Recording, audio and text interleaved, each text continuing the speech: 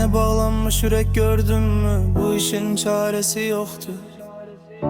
Apardın özünle bu kalbimin parası yoktu. Sahip olmadıklarını kısmete bağla, otur ağla. Boş vere yazan bele yazdı. Ömrüm günüm neydim ben bu günahla yaşamakla. Nedir elim mənə bu da azdı.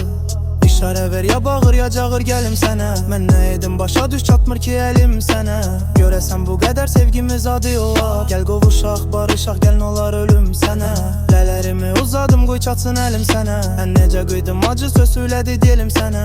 Əladım sənsiz olmur hər şeyim sən bilələm. Səni sevirəm sevirəm aşıqəm gül. İşare ver ya bağılatın gəlim sənə. Mən edim başa düş çatmır ki əlim sənə. Görəsən bu qədər sevgimiz adi oy yar. Gəl qovuşaq barışaq gəl nə olar ölüm sənə. İşare ver ya bağı ya çağır gəlim sənə. Mən edim başa düş çatmır ki əlim sənə. Görəsən bu qədər sevgimiz adi oy yar. Gəl qovuşaq barışaq gəl nə olar ölüm sənə.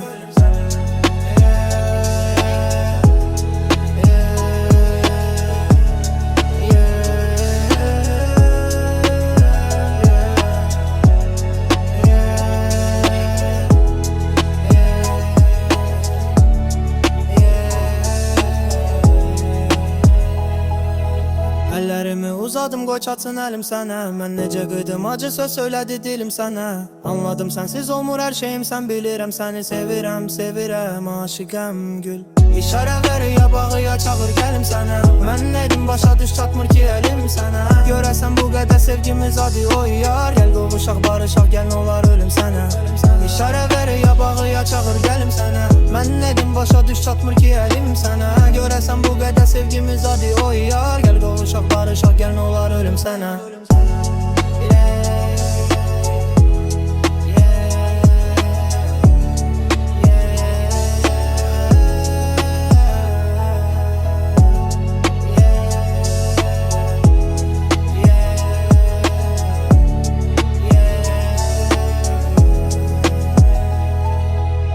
İşare ver ya bağı ya çağır gəlim sənə.